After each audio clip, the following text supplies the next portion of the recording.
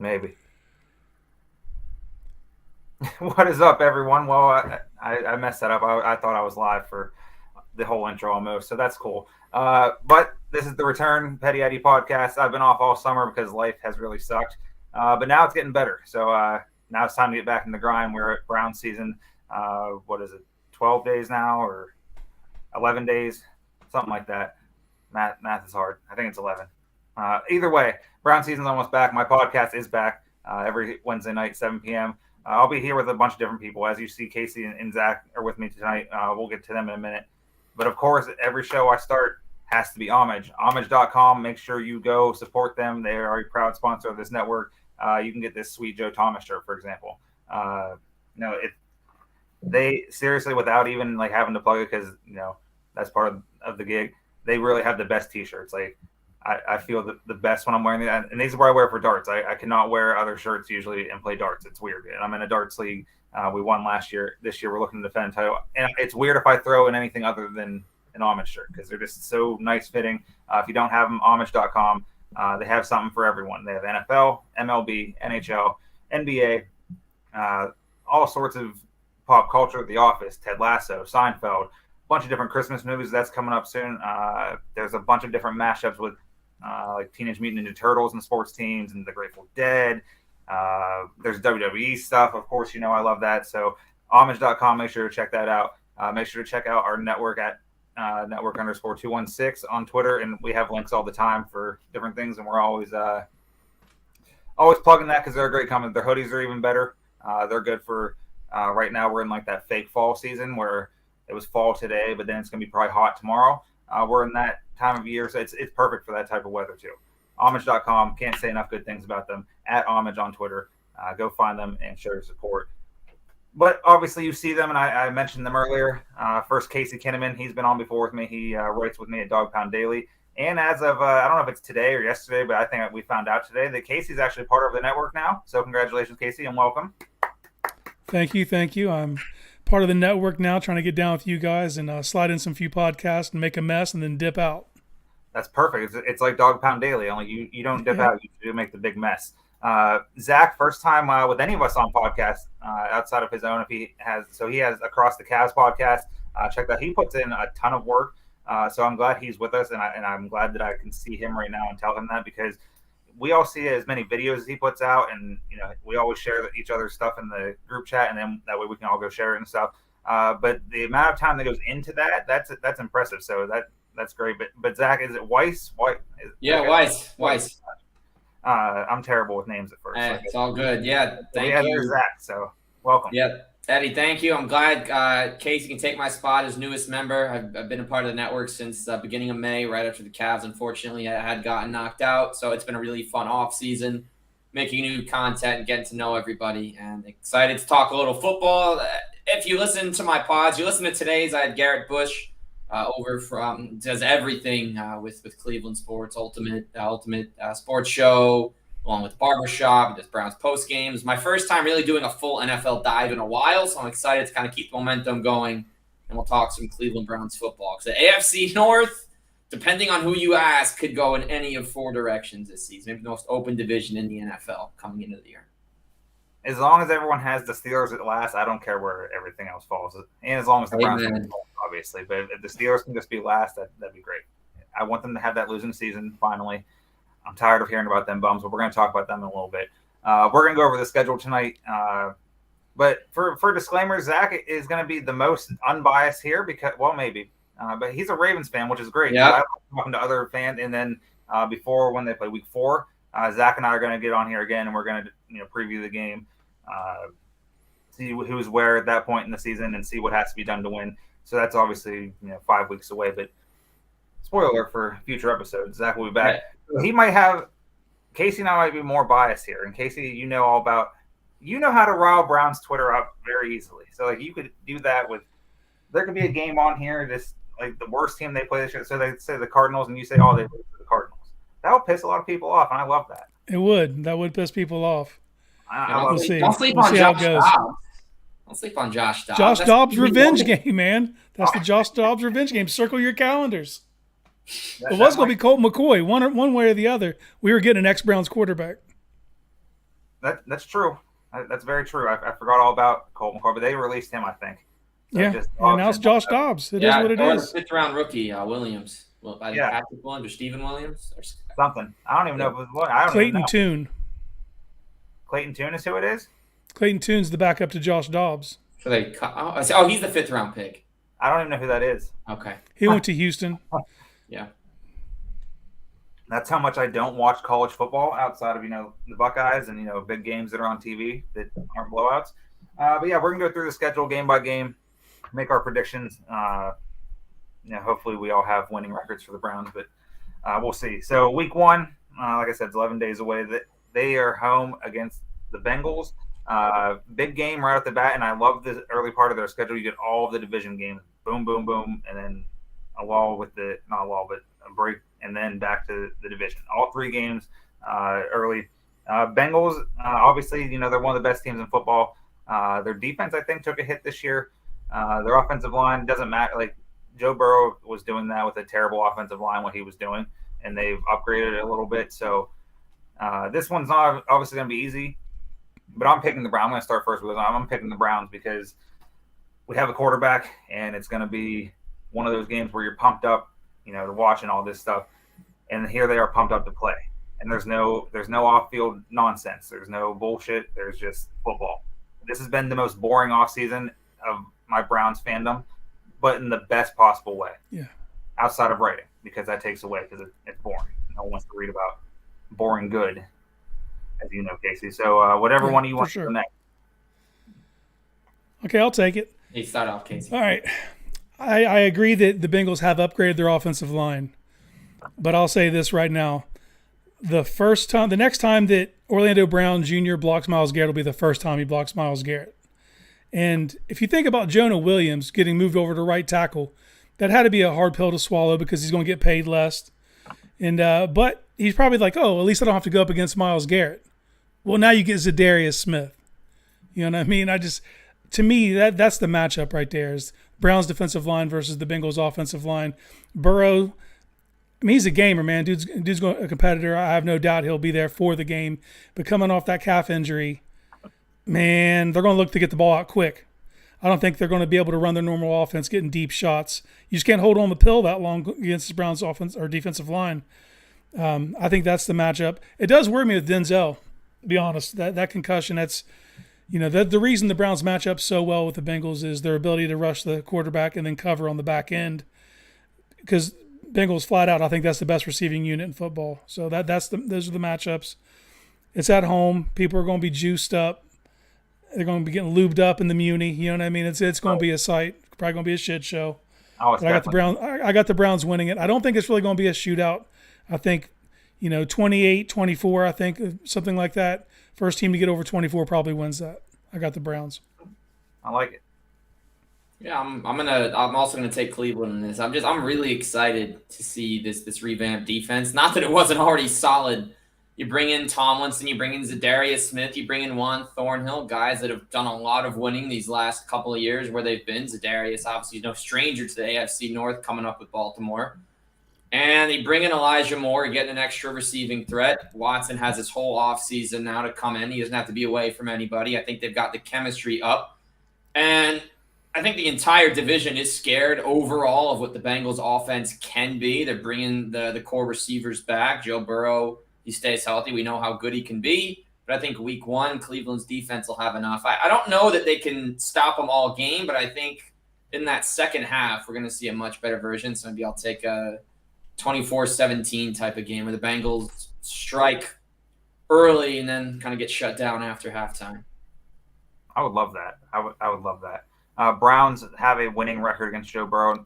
I only bring that up just because it's fun to say. And I know if Bengals fans watch this, they'll piss them off. That's the only reason. Because that doesn't matter. Like, last year's games don't matter. Whatever happened in 6 games with Deshaun Watson last year doesn't matter. However many prior to that doesn't matter. None of that matters. It's all new. So it's very exciting. It's an exciting time. I'm glad it's at home. I thought for sure we'd be on the road. I thought for sure that would be the case. But nope, they gave us home. And the Muni is going to be a shit show. Yes, absolutely. And hopefully I could be there. I don't think I'm going to be able to make that. But one of these days this year, I'm going to be in the Muni, and I'm going to have a good time. Next, they wait, not the 7 days, but 8 days. They play Monday Night Football against the Steelers in Pittsburgh.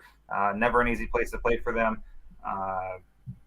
Yeah, Zach, you can start this one because I hate the Steelers so much. I don't want to. Yeah, that's one thing we do have in common. Never been a huge fan of the Steelers. I still remember the Christmas game from the Ravens side. The Cavs and Ravens were playing at the same time. So going back and forth, I think that was the same day Kyrie made the game winner. It was the same day Antonio Brown crossed the end zone with 1 or 2 seconds on the clock. So kind of a rush of emotion that Christmas day. I am going to take Pittsburgh in this one. I think Pittsburgh's going to have a slow showing in week 1, and I just feel like I don't know exactly that they have a lot invested in Pickett. I think at any point they could just go and bring in another quarterback, but I feel like in that game, these divisional matchups, especially in prime time, man, anything goes. Literally anything goes. I think it's going to be very sloppy. I could see Pittsburgh winning a 13-11 or 13-12, where it's just a Hopkins game. They can't quite get over the hump. They can't cross midfields consistently, and when they do, they're settling for these long field goals. So I'll take Pittsburgh in a very low-scoring, ugly game that you're going to want to skip the tape on and just go to the next week. I would definitely want to skip the tape, that's for sure, if that happened. I see this one a bit different. To me, this is the biggest statement game they have. They don't win in Pittsburgh. And everyone goes back to that one playoff game, but that was COVID situation's a little different, you know. They have to get the ghost off of them, man. They have to go into Pittsburgh and put a foot on their throat. Pittsburgh's not that talented. Problem is they're well coached. You know, and they at the end of the year I think they'll be more respectable than people think they'll be, but I'm not sold on Pickett, but I need the Steelers to be sold on Pickett. I need them to wrestle with that for a few years, whether he's a franchise quarterback or not. But I think Cleveland goes in there, and I think this one gets ugly. I think the Browns put it on them. I think this is one that stays close for the first half, and I think the second half they just blow it open. Nick Chubb goes wild. This is a statement game. And they're wearing those icy whites. How good's that going to look at night? You know what I mean? And if they can go in Pittsburgh and put it on them wearing those jerseys, those things are going to fly off shelves pretty quick. Absolutely. And what's even better about that is the Steelers, I'm sure, will wear black, and a lot of their fans will wear black sitting on those ugly-ass yellow seats. So the way that white's going to pop off that on the bright lights of Monday Night Football, I'm so excited for that. I also have them I have them sweeping the Steelers this year. That's the only divisional opponent I have them sweeping. And maybe it's just my hatred for them that I'm blinded by. I just don't think that they're that good. I don't think Kenny Pickett's that good. I don't think he was anything special last year. You know, he played well, not anything great by any means. They had a great defense. I think their defense took a few losses this year in the offseason. They're going to be costly. And I hope Watt is healthy the entire year. I would love to see him and Miles, battle it out week in, week out to see if one of them becomes Defensive Player of the Year. But if he goes down for any amount of time, or Minka Fitzpatrick goes out, then it could be a lot uglier. But I'm with you. I think they go in there and steamroll them, because this is finally so last year was the first year without Big Ben, and then but we didn't have Watson for one of those games, and then he just wasn't who he was. Obviously, this year I think it's completely different. So I think we go in there and smack them around and start a new tradition of just smacking them around for 20 years, and hopefully they go through quarterback hell. I sincerely wish that for them. Next up, go ahead. I'm with it. Oh, good. Let's do that. Let's just whoop their ass. That's all. Yeah. Even if we lose week 1, I'm not going to be that disappointed, because I know Pittsburgh's going. I know we can beat. I know we have the better football team than them. Actually, both of those. So that takes us to week 3. They host the Titans. They're actually at home for the next 3 games. 3 games in the next 4 weeks they're at home, which is somewhat of an advantage, but somewhat not. They have to take advantage of it, obviously. Titans coming to town. They're not as good as they were a couple years ago. They still have Derrick Henry. They got DeAndre Hopkins in the sweepstakes. Many thought the Browns would win. They did not. They clearly felt they did not want to pay him that kind of money. Then they have Ryan Tannehill, and who knows behind him. It's either Malik Willis or Will Levis, and right if it's either one of them, you're not winning the Super Bowl with it. But good thing this is only week 3, and they don't have to win the Super Bowl that week. I think this one's going to be a little bit lower scoring. I think they're going to rely on Chubb, and they're going to rely on Derrick Henry, and so this is crazy to me that I looked down and I'm realizing this. I have the Browns starting off 3-0, but it's not as like a homer thing as I think, because I do think that we're better than all 3 of those teams. We might not be better than the Bengals over the long haul. They might win the division and not us. We'll see. But I think that we're right there with them. The other two teams so far, I think we're clearly better than. So 3-0 for me. Man, I got them going 3-0 as well. And I think this is a scary trap game, though, coming off a high emotional game Monday night in Pittsburgh against a team that they're going to be favored to beat Tennessee. Tennessee's, just like Pittsburgh, though, they're well coached. Vrabel's solid, man. They're going to play good D. They're going to run the football. They will keep it close. I agree with Eddie. I think this is going to be more of a old school AFC North type game. It's just going to come down to a lot of blood and guts affairs, a lot of hard hits. I'd still favor the Browns to probably cover. I think, but I don't think it's going to be outlandish. I think if they win by 7, that'd probably be what I'd figure. So yeah, I got them starting 3-0 as well. Yeah, I got the Browns in this one too. So this for me will push them to 2-1. A game's going to definitely be ugly. Titans still have Derrick Henry, but I'm really not impressed with Tannehill at this point either. I think he's already peaked in Tennessee. I don't think he's going to win any more than he already has. And you got mustard man in your coffee. Mayonnaise man in your coffee. Will Levis sitting at the end of the bench with mustard behind his ear because he's not going to do a pencil. He's got that extra thing ready to squirt when he gets hungry. And Malik Willis couldn't even throw for 85 yards in a game last season half the time. He could not pick up yards when he started big games. They absolutely struggled. DeAndre Hopkins is nice because they finally have someone besides Treylon Burks that can throw the ball to. But when you're Henry reliant, you don't have receivers. They're trying to kind of do what Baltimore did with just run. But the problem is they don't have the backups that they have. They got all new backups behind Henry now. I don't like what they're doing there much. I see a 6 or 7 win season. We're not here to talk about that, but it's going to be the Jags division again to me. And, well, that's going to be another Browns dub. So 2-1 in my book. And it'll probably be like I'll get a little weird. I'll say 19-14. I'll give a couple of 2 field goals, a missed extra point, unfortunately, or they go for 2 at that point and a touchdown. I like it. Yeah, the Titans aren't going to be very good this year. I think 6 or 7 wins is about accurate. That sucks for all my friends who are Titans fans, so you know what it is.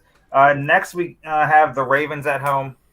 Big game, obviously. There's the 3rd divisional opponent in 4 weeks. Casey, you can go ahead and start this one off.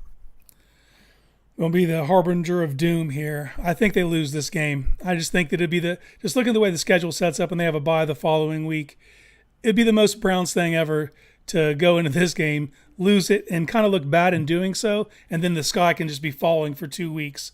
The media can just feast on it. I think it has that kind of vibe. It's still 3-1 going into their bye. I don't think that's a bad spot to be. They got some good players coming off the IR after the bye. But I think that this one might get out of hand, and then all of a sudden people have their pitchforks out real quick. This honestly could go both ways. I'm looking at the Ravens on my personal side and thinking that they could not only win the North, pardon the train going by there behind me, they could not only win the North, but possibly the AFC. There's a lot of contenders. They have a lot of work to do to prove that they belong with the rest of them. I think for OBJ, this will be an interesting reception, coming back to Cleveland. I think he has a lot to prove. I think Baltimore as a whole, they finally got rid of Greg Roman, so let's see what they can do with someone else running the show. For Lamar Jackson, all the time he sat out last year, he finally got paid, so we know he'll be there. Tyler Huntley back as the number 2. I think for them, they have injury, just like the whole division. There's massive injuries every year on offense and massive injuries on defense.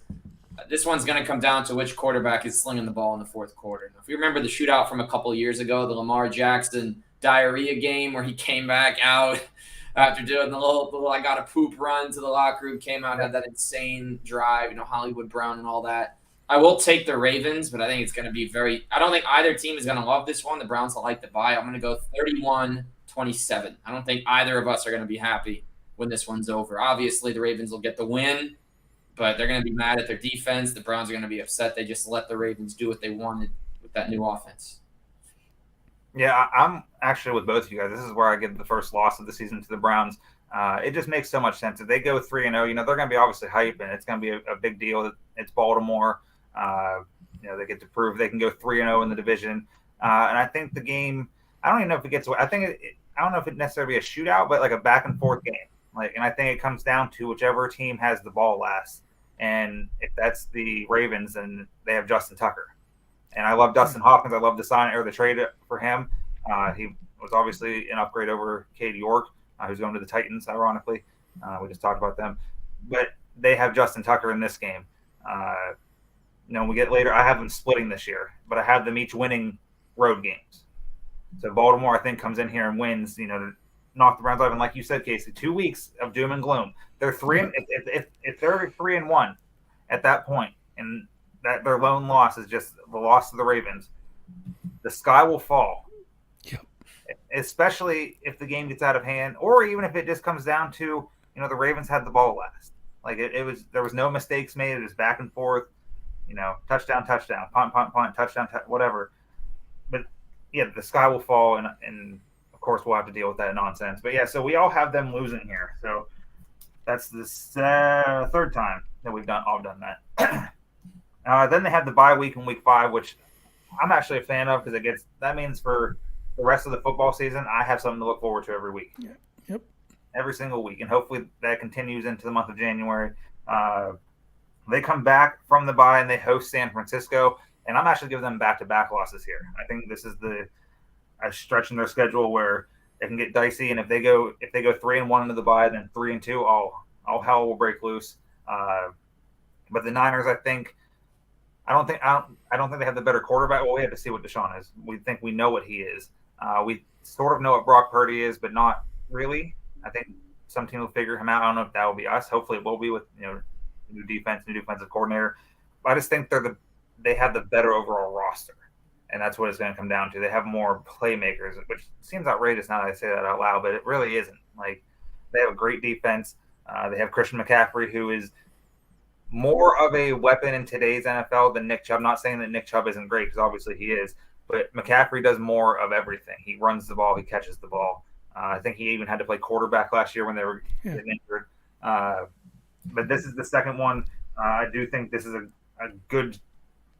There's no such thing as a good loss. A loss is a loss. But if they play with the 49ers, who were a quarterback away from going to the Super Bowl last year, then that has to be all right, unless it's the second straight loss. So I'm going 49ers here.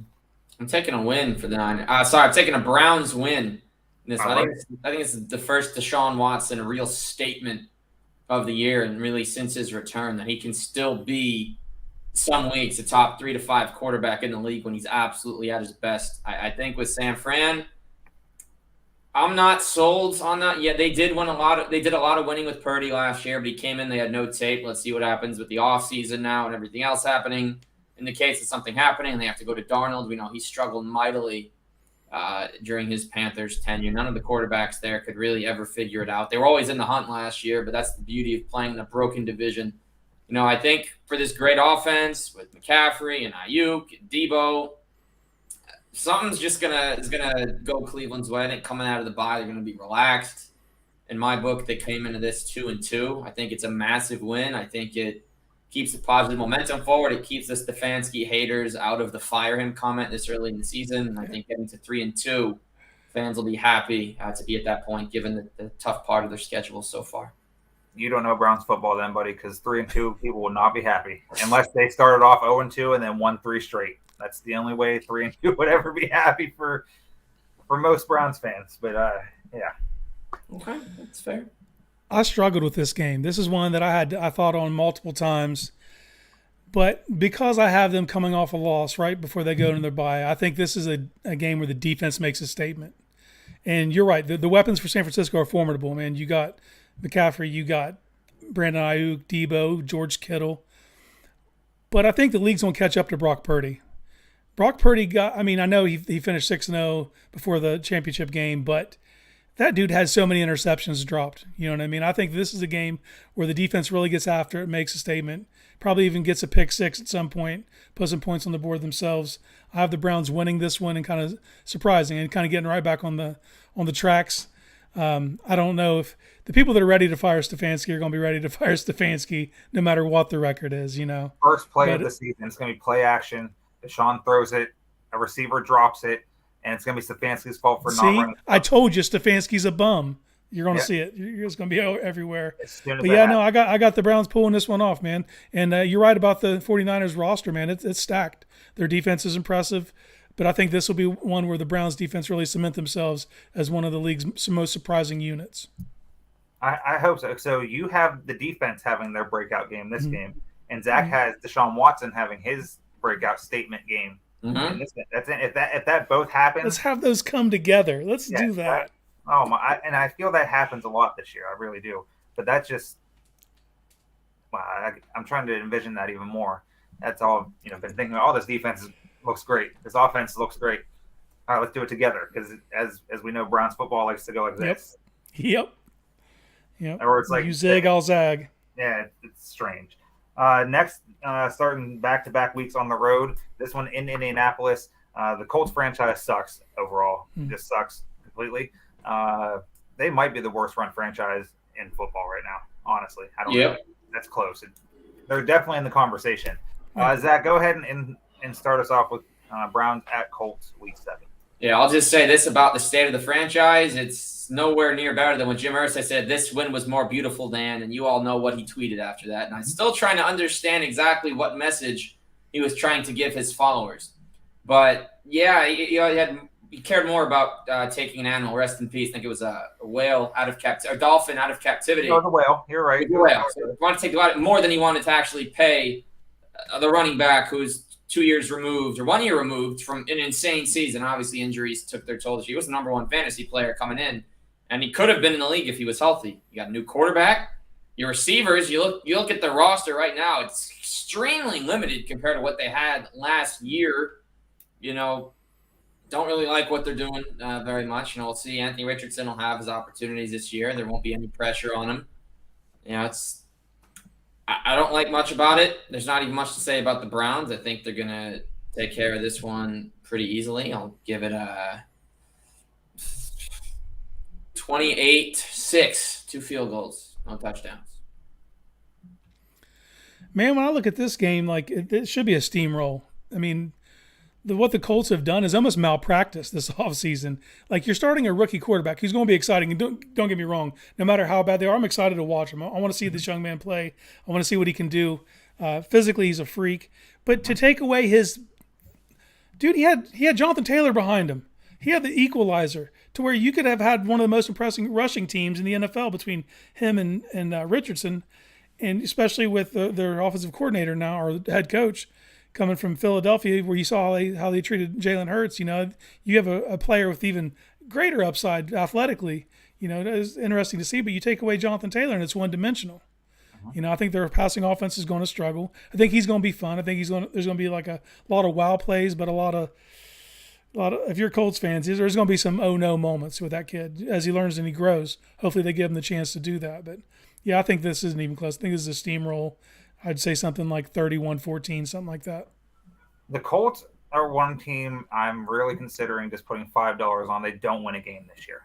Ooh. They play the Texans twice, man. I'd temper that. They could tie. They could tie. They could tie. They could. This game is just going to be an absolute shit show. And the fact that Jim Irsay must think that NFL GMs are higher than he likes to get, because he wanted a first-round pick and all this other compensation, but the same thing, and he wanted someone else to pay a guy that wouldn't even be on his roster anymore, instead of just paying the guy that should be on his roster. It just makes no sense to me. And then it was reported today that he asked for Jalen Waddle from the Dolphins. You have got to be out of your mind if you think that the Dolphins are trading Jalen Waddle in a deal for a running back who, while he's great, he's still a running back and is not valued at what running backs think they should be in the NFL. That's just what it is. Mm-hmm. But that's just it's just idiocracy. Like, it makes no sense to me. We're all here and ass whooping for the Colts, and they're going to be close to no wins. They're going to be, it's between them and the Cardinals and probably the Texans. I think the Texans might be a little bit better. CJ Stroud, go Buckeyes. Next, the Browns go to Seattle, a tough place to play for anybody.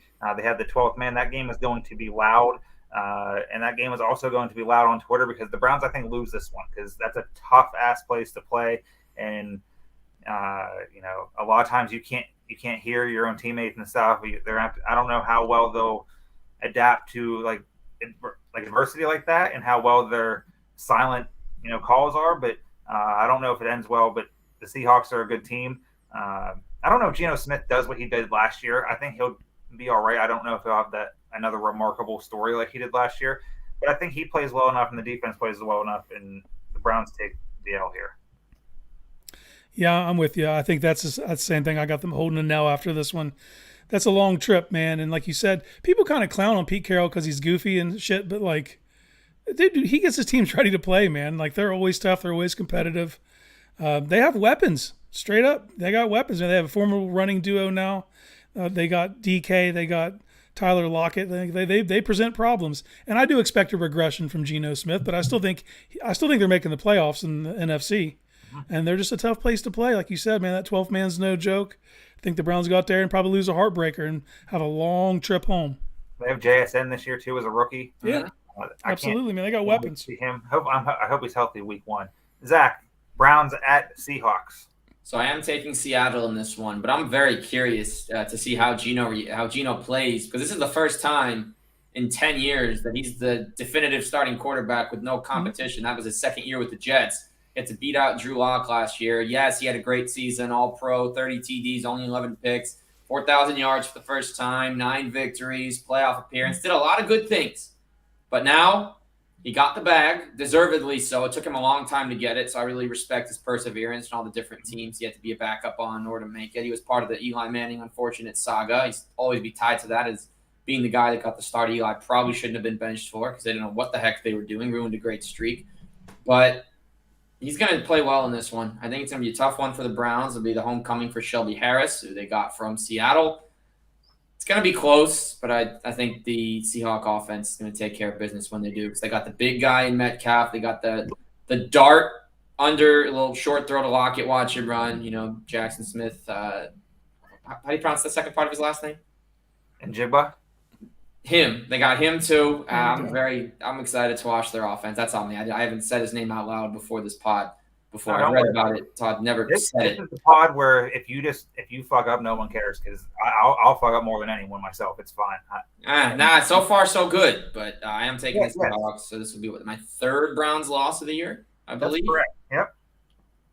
We all have them at. Well, me and you have them at 3 losses, and Casey has them at 2 so far. But next they come home, and this is one of those games. My cat's playing with the stand. That's why I moved right there. But they come home to face probably the worst team in all of football. Not the worst run team, just the worst team, the Cardinals. I think this is another one of those blowout games. But I could see it now. It'll piss me off. We were talking earlier. It could be a Josh Dobbs revenge game, because either way we were going to get a former Browns quarterback, Josh Dobbs. Colt McCoy's no longer there, so it's probably Josh Dobbs, who we all love as a player. He was a great backup. Not great, but he was good enough for us to be a backup, and he was good enough to in that room to more than what people saw.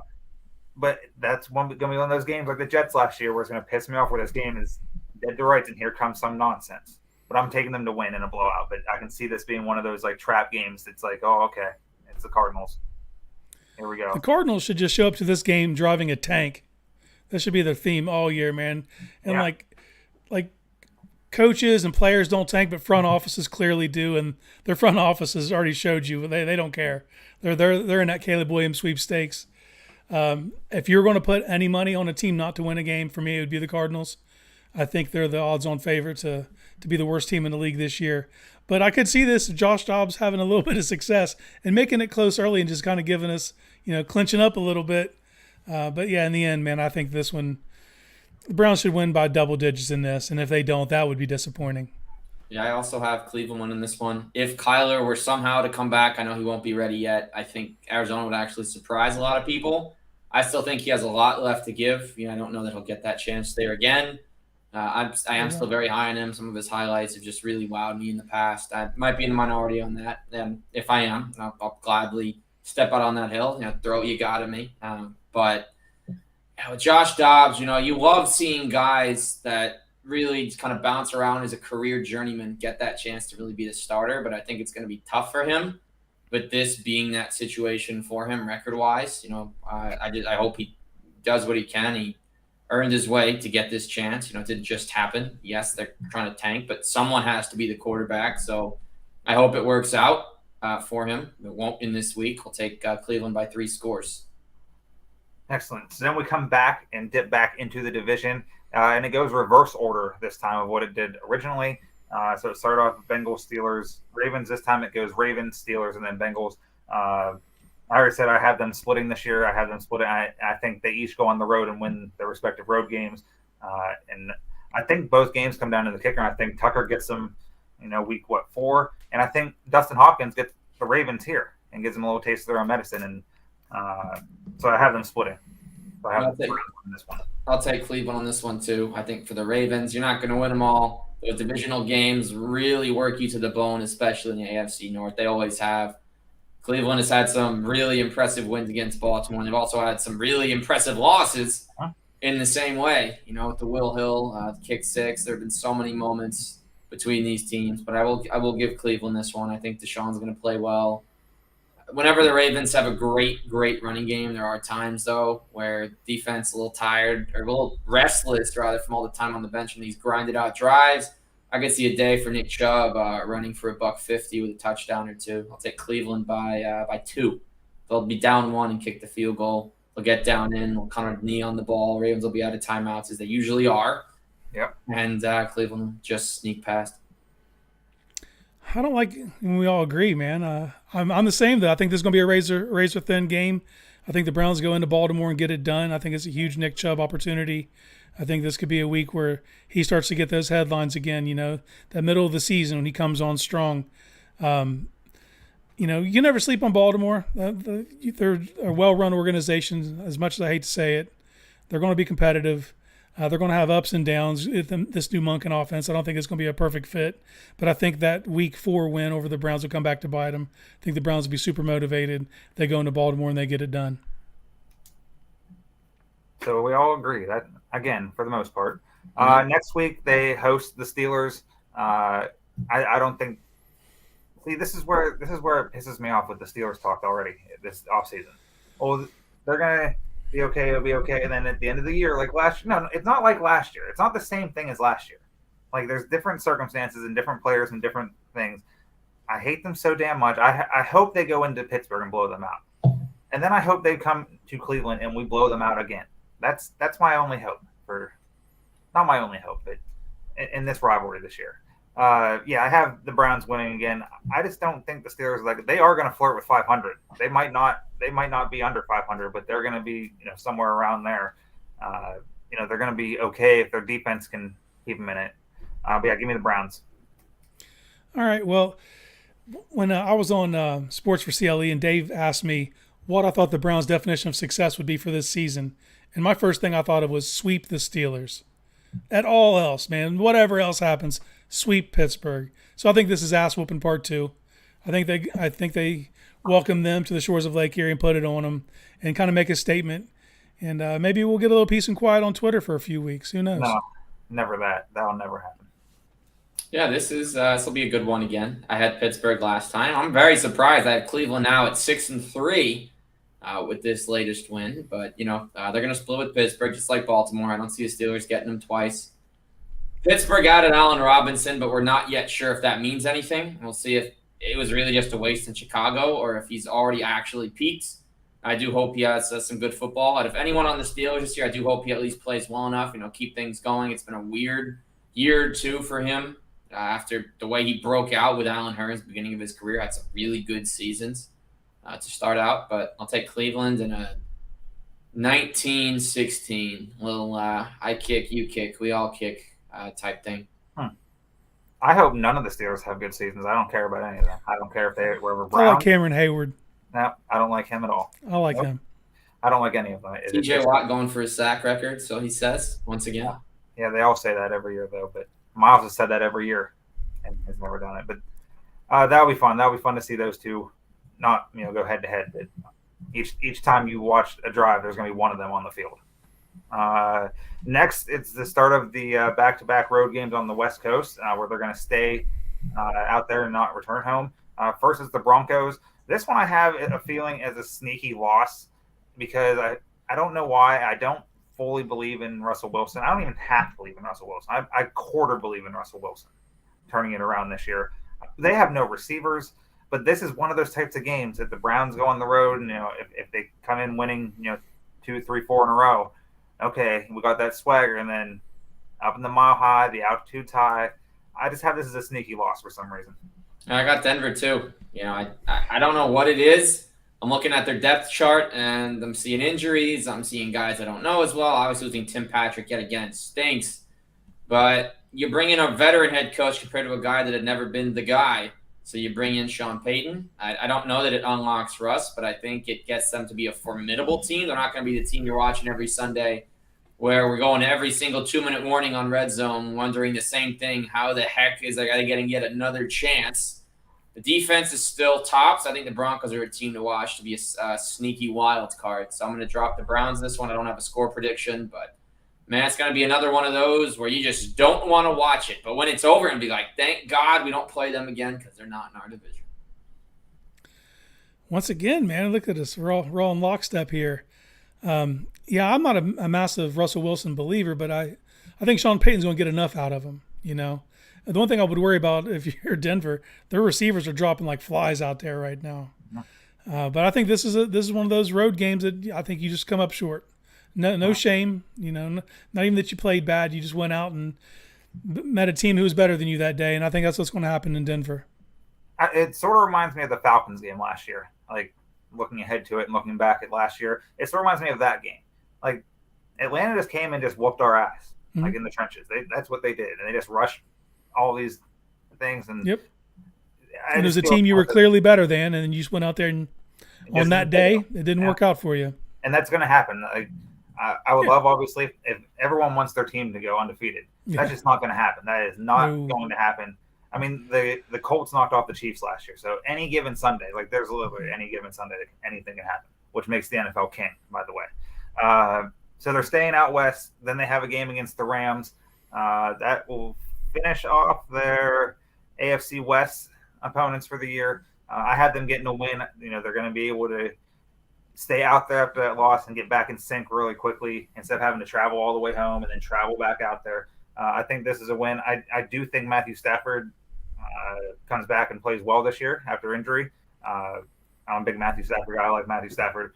But I think the Browns take this one. I think the defense will end up being too much. I think by this point in the season, the Rams are going to be in a tailspin. They're not doing Matthew Stafford any favors. They've got, you know, he's got a ton of rookies, the most rookies ever on one team in NFL history on them. You know, I know Aaron Donald can't save the day for everybody. I think the Browns I think they redeem themselves from the Denver loss and they get to fly home on a high. I will say this though, keep an eye out for Puka Nacua out in LA. That's going to be a name that by the end of the season, everyone's going to know who that receiver is. Did you tweet about him recently by chance? Not recently, okay, but I'm telling you right now, I was high on him the whole draft period. And like I processed that name you said. I was like, I just saw that on Twitter somewhere like today or yesterday or the day before something. I was just like, oh. Young man's a baller, man. Yeah, a tattoo shop in Indonesia. He's from Australia. Played at a city college in Miami. I mean, what hasn't he done? I'm curious to see him too. Oh, I didn't know that. I didn't know anything like that. Yeah, it was a great tweet. I don't remember who put it out, but it was real fun to come across. I gotta go back. It was a great headshot of him because obviously you don't see many tatted punters or kickers in the league. It's been very few. But I also am going with the Browns. Really not much to add. I don't want the Rams to stink. I want them to do right by the guys that are still here and have been. Aaron Donald, who decided not to retire. You know, Stafford, who did win them that ring. You know, Cooper Kupp hopefully comes back healthy. At the least, maybe if the receivers can fully stay healthy, you know, Stafford can get them close to 500, and you never know. But their division, that won't be enough. But we'll see. You know, they still got a very young head coach. McVay's still considered very young by NFL head coaching standards. It's going to be tough. But I think I've talked a lot about the Browns being involved in these low-scoring games, so I'm going to bring them back up with this game. That'll get them to, I believe, 8-4 in my book. I think we have 5 games left after this. Right, this is week 13 we're in right now. Yep. So I can't still have them at 8-4. I guess it's going to be a tough end to the season, or they're going to be a lot better than most say. But this is a win. Deshaun's going to play well. Chubb's going to play well. And I haven't mentioned the receivers at all, but I think Amari and I think Peoples Jones, you know, and more are all going to play well. I'm excited for their offense to really come back, at least through my predictions, to come back and get things going, really keep things hot. get things hot again, I should say. It's been cool on the stove for a while. Absolutely. This next game back home against the Jaguars, I think this could be a playoff preview, honestly, because if the Browns don't win the division, I think they can get one of the wild card spots, and depending on how many wins Jacksonville racks up, I think they can see each other in the playoffs. Because it would have to, or like maybe in the second round, if they both make it as division winners and they both win and matched up, which they'd have to be like 2-3, I guess, for that to happen. But I think this could be a playoff game, and I think it's gonna make a playoff like atmosphere for Cleveland because it's gonna be the final month plus of the season kicking off. One of the final 3 home games. The hype is Trevor Lawrence. He was pretty good last year, and then he gets Calvin Ridley this year, who looks even faster than ever. I do think the Browns win this, though. I think they treat it as a playoff game, depending on where they're at record-wise. I think they treat it as a playoff game because that could be one of the teams that they have to battle it out inside the AFC for if they make the playoffs. So I'm going Browns in a big-time not a statement game like an ass whooping, just like a statement game. Like they play well in all 3 facets of the ball. They play good offense. They're doing everything good on offense. Their defense is playing well. Special teams is doing their thing. And I think that gets people like, okay, like if they weren't on board before, wow, the Browns just took out the Jaguars. They could be on a streak. So I'm going Jaguars or Browns. Sorry, over the Jaguars. Eddie, you almost swayed me, man. But I'm taking the Jags in this one. I do think this will be a playoff type atmosphere. I think it'll be hyped up, though. I think both teams are coming in this very impressive records, kind of battling it out. Definitely in that playoff race for both of them. I think the Jags take a big step forward this year, though. I think that offense could be very impressive. Dougie P gets it done, I think, and Trevor Lawrence. They walk out of Cleveland with a probably something that could maybe get to overtime. A very close, very competitive game. But I do think Jaguars come out with a win in this one. And there's something about long-haired quarterbacks coming into the league with that hair, not getting it later, a la Tom Brady and Aaron Rodgers, and winning that usually doesn't happen. But Trevor Lawrence has just been so good, overcoming the Urban Meyer in that really brutal first season. Pretty quick turnaround. I've been really excited, watching them. Their playoff comeback last year was incredible. Missing ETN his rookie year didn't help either, but he came back and had what you'd call the Ben Simmons rookie season. A lot of guys missed their first year, but he had the Ben Simmons rookie season. Second year, had to get basketball in there. Great debut year with his old college quarterback. You are bringing in Calvin Ridley. You already got Kirk. You got Zay, Evan Ingram. Agnew's been such a consistent threat when you need him to be. Running back, they got Tank Bigsby coming from Auburn. Just with anyone that has a guy named Tank, that name seems to really popping off in the NFL. I feel like It is. right. So I remember, I think it was Tank Williams from the Bengals back in the day, and there was a Tank Carradine. But now that name is just everywhere. I love that. They still got Hasty. They got former Brown Dearness Johnson. All this to say that I haven't mentioned the Browns after 60 seconds. I got the Jags. They're going to be so good this year. They're going to run through their division. I could see a possible 11-win year for them. And after making the second round last season, they set the bar a little high for themselves. That's just their own doing. So I think regular season-wise, they're going to back it up. I can't wait to see them week to week. Next, week 15, Bears. I think the Bears are much improved on paper. I think they will be much improved record-wise. I still don't think they're close to competing with the top teams, which I think the Browns will be in that conversation. So I have the Browns by at least 10. I don't know. I don't like doing scores because then I pick it like on FanDuel and then it'll be off by a bunch. So I'm going them to beat the Bears, but I think Justin Fields, keeps the Bears in it for a while, and then Deshaun takes over late and is like, here, this is what you're going to do later in your career. Watch. Yeah, that Fields Moore connection is pretty special. We've only saw a couple preseason throws, but I'm happy they finally got him something. Khalil Herbert takes over as RB1 now, at least for now. You know how crazy those running back changes are. Unless you have someone like a Chubb or a Henry, it's going to change every couple of years. They bring in more. They add Robert Tonyan, another threat in the tight end game. They aren't going to be great, but they're not going to win 2 or 3 games again.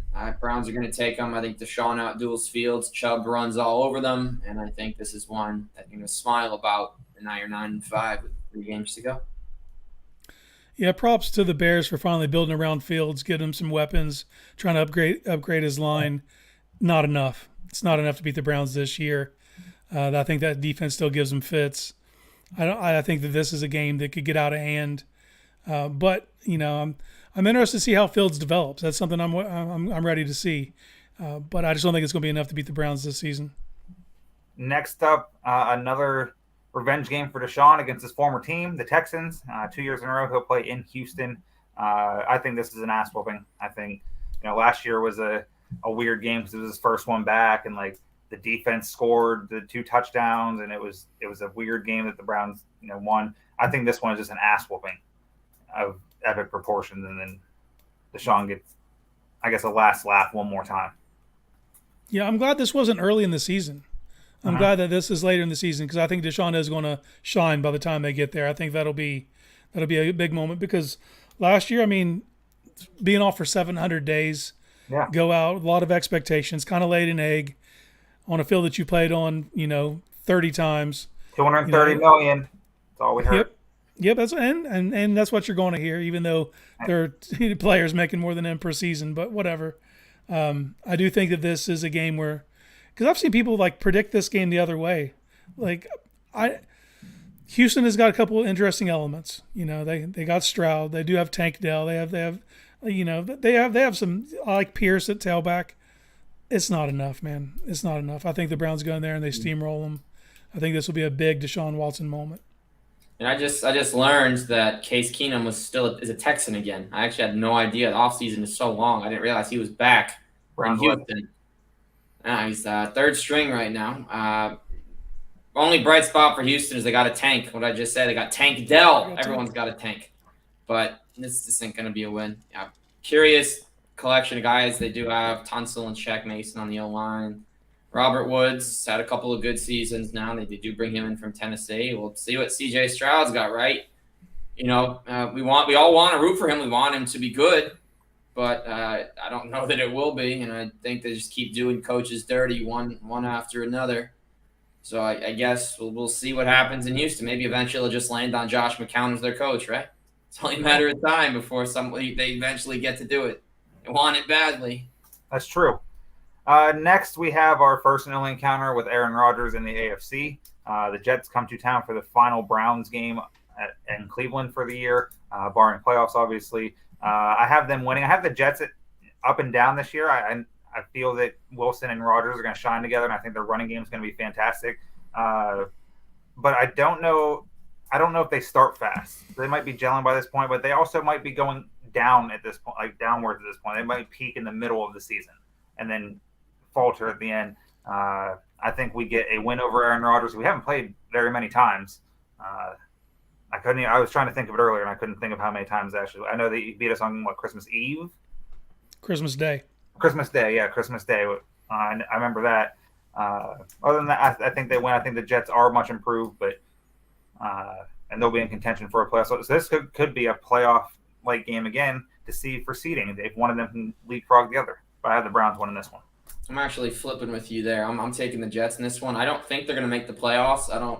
Something always seems to get in their way here or there. They've had their years where they've been in. It's been a while since they've really been able to be consistent and build it up and go there. Something always comes up late in the season. But this time, still think they're going to miss it. But I think Rodgers is going to have a great game in this one. I think the Browns will be able to keep pace. I don't think the Jets defense will be able to stop them on a consistent basis. So I'll give a 34-31. The way it happens won't feel like a shootout, but it's just going to feel like some grinded out drives both ways where they're just getting these chunk plays. But the Jets, at the end of the day, will have the last laugh because the thing about Rodgers, they think they've won. They think it's over. They're celebrating with 2 minutes left. The guy at the Cowboys game, I think that something similar could happen here where Browns have it and Rodgers takes them down at the end of the game and gives the Jets a win. Like Joe Flacco did last year. Yeah.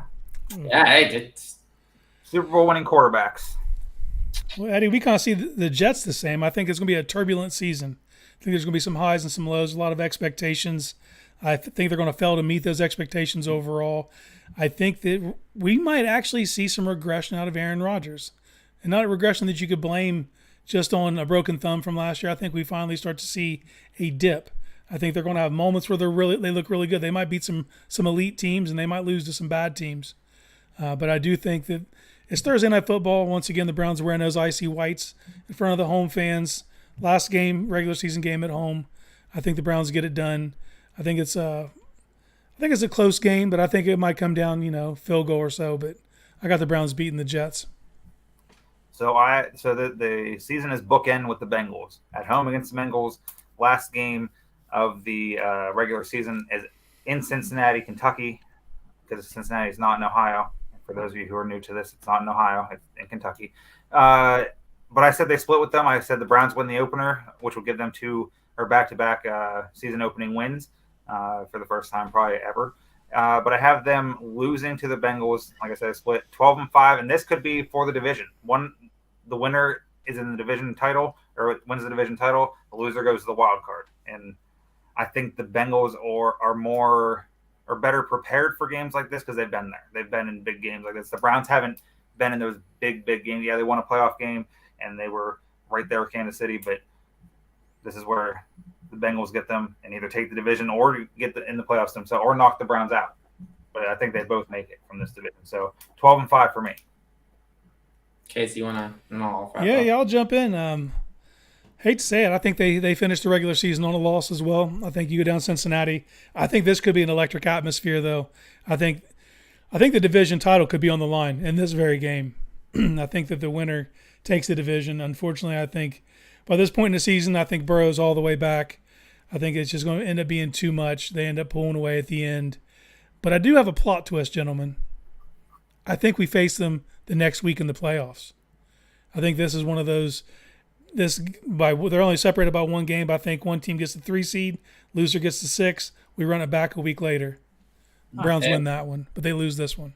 AFC North playoff games have always been exciting whenever they've happened. Any AFC North team in a playoff game, whether you're rooting for them or against them, always just has such pull. Like you have plans, you're canceling them and you're watching that game. Uh-huh. But this will take me to a second straight Browns loss to end the season. My only words for this one are Burrowhead Stadium. Obviously, the last person that said that got jabroni and shut their mouth, and I don't think it's been open since. But I think Cincinnati has a little too much firepower this time around. It's going to give them a win. I don't have a Bengals record prediction. I don't think this will be for the division personally, but I think at 10-7, Cleveland should still be able to qualify with the 7 seeds over these last couple of years. So they'll finish 10-7 for me. Still a good season. I think the Deshaun Watson comeback trail can still be considered a success for his first full year as a starter. And then there goes Cincinnati. I think Cincinnati and Cleveland finished with the exact same record, but Cincinnati wins the tiebreaker. I could see that. See, the more I look at the schedule, the more I could erase a loss and add a win. But that's probably the fandom in me. But I have 12-5. Casey has 12-5, and 10-7 for Zach. Yeah. So yeah, this was a return. This was fun. I appreciate you guys coming on. Zach, go ahead and plug where they can find you and all you do, and then we'll go Casey, and then I'll wrap this up. Yes, sir. Write my name. Head to Twitter @AcrossCavs. On Instagram @AcrossTheCavs, and go on my personal @TheTriumphant23. Talk all things sports, books, music, whatever you want. You can find me on Twitter @Casey_Kinnamon. I'll be firing off terrible takes year round. You can catch me at Dog Pound Daily. They're the label that pays. That's where all my writing can be found. And you guys should download the PSF app. That's where me and Jacob Roach will be doing live watch-alongs. And we'll do a midweek show as well on that platform. So, yeah, you'll find me around, and you'll see me dipping in and out on these podcasts. See some breaking news. I didn't know that. I don't know. I always tell people on this show, I don't want to know anything that happens until they tell us on the network. So I'm like, like I can react like a fan of it. Like when Amish give us gift cards because they're generous and I love them. It's great, but I don't want to know that ahead of time. Oh, hey, they're coming next week. I just want to know when it happens. Like, yeah. Oh yeah, didn't realize Casey was in the chat today. Didn't realize Adam. But this has been the Petty Eddie podcast. Obviously, you can follow me @KingEdward15 on Twitter. Check me out. I always have Browns takes. I always have wrestling takes. Whatever else you want to talk about. Coming up here, just a few short minutes, the Faithful Dogs podcast. Zach, Tyler. They're going to react to the roster moves that have been made over the past 24 to 48 hours. Where they see that going. That's 8 p.m. And then Dog Chug, my favorite Cleveland-oriented podcast. It's not my own, and I don't say that just because they're on the network. It's fantastic to be on and to watch. 10 p.m. They got Roger and Andy, and I believe Ed from Columbus is the special guest host tonight because Ross is on vacation. They always have a myriad of guests, and they always have a good time. So if you have a cold one in the fridge, get that out for 10 o'clock. This has been a great return. Next week, Randy Gursey and I talk about Bengals with Browns, kick off the season. Mine and Casey's boss man, Dog Pound Daily. Check us out there. Zach does great work following the Cavs and covering the Cavs. Casey's one of my favorite writers out there today, and I'm my favorite person ever. So there's my favorite for me. Faithful Dogs podcast coming up momentarily. Go Browns.